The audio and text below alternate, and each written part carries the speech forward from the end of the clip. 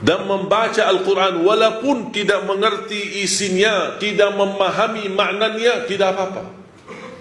Tetap dapat setiap satu huruf 10 kebaikan. Jadi kalau jemaah sekalian membaca, tak faham sama sekali, hanya baca saja, tetap mendapatkan setiap satu huruf 10 kebaikan. Alif lam mim bukan satu huruf, alif satu huruf, lam satu huruf, mim satu huruf. Satu huruf satu kebaikan dilipatkan 10 kali lipat menjadi 10 kebaikan. Rugi kita diberikan kesempatan yang mulia seperti ini. Mana ada amal atau bacaan sebuah kitab atau apa saja kita hadis pun belum tentu dapat 10 kebaikan. Hanya Al-Quran satu huruf, bukan saat satu kali baca dapat 10 kali lipat, dia menghitungkan berhurufnya, kita mendapatkan 10 kali lipat. Sayang sekali jemaah sekalian berhari-hari lewat tidak baca Al-Quran, sedangkan fasilitas dan kemudahan ada di tangan kita. Tak bisa baca Al-Quran karena alasannya masih buta huruf atau berbata-bata. Jangan khawatir, ada berita gembira di hadis yang diriwayatkan Imam Muslim. Rasulullah SAW bersabda, "Walladhi yaqra'ul Qur'ana wa yatata'ta'u fihi wa huwa 'alaihi syaq lahu ajran."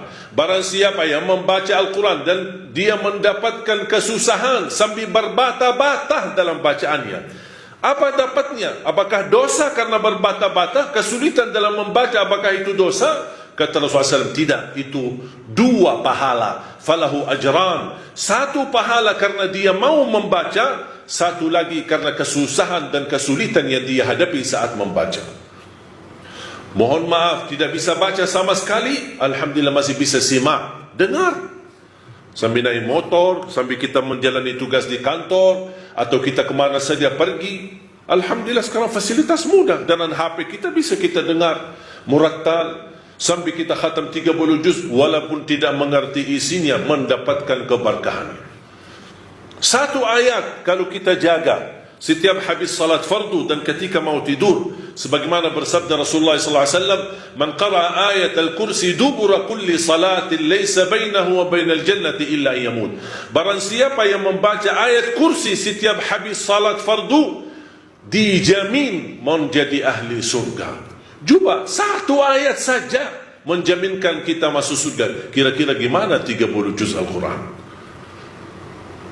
Dan selalu saya sampaikan kepada jemaah, kalau seandainya buru-buru, lagi ada rapat, ada meeting, ada urusan mendadak, tak bisa berlama-lama di masjid, tak apa-apa, habis istighfar langsung baca ayat Al-Kursi, terus habis itu jalan.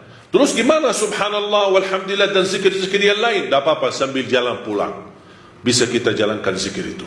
Asal jangan tinggalkan ayat kursi setiap habis salat, karena itu jaminan mendapatkan surga Allah Subhanahu wa ta'ala. Saya harap jemaah sekalian, kita mempersiapkan diri mulai sekarang. Jangan menunggu Ramadan yang datang, karena belum tentu bertemu Ramadan. Tidak ada yang punya jaminan punya umur sampai bulan suci Ramadan.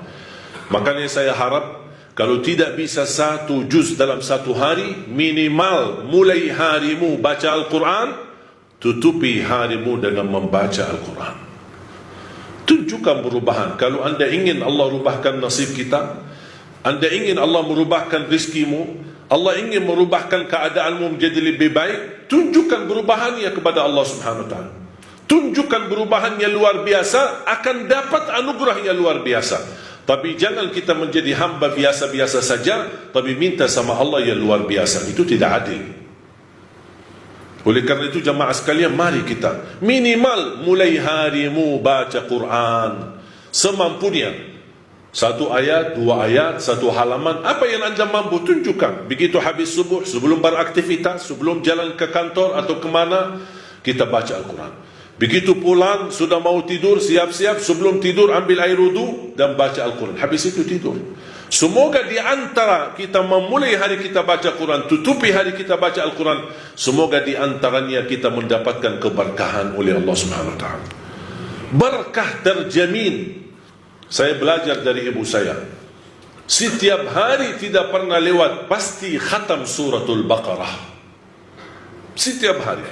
Karena Rasulullah SAW bersabda, "Alaikum bi suratil Baqarah, fa inna akhdaha barakah wa tarkuha hasrah wa la tastati'uha al-batalah."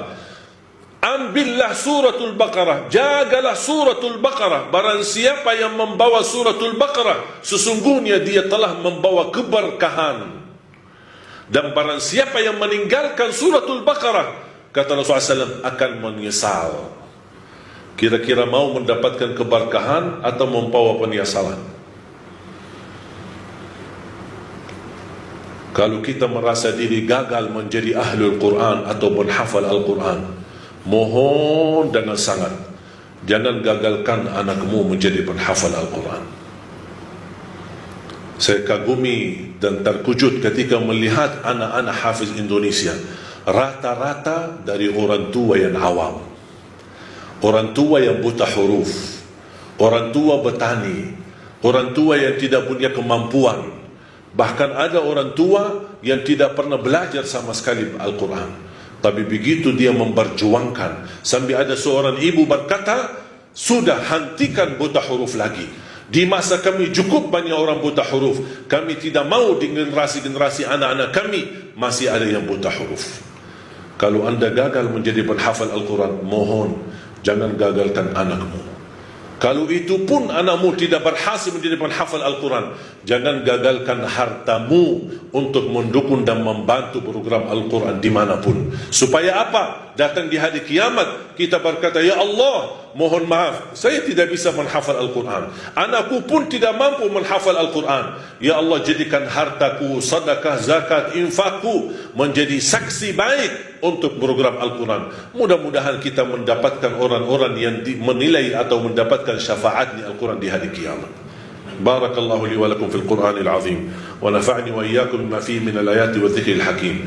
Aqulu qawli hadha wa astaghfirullah li wa lakum wa li sa'iril muslimina wal muslimat min kulli dhanbin wa khati'ah fastaghfiruhu innahu huwal ghafurur rahim.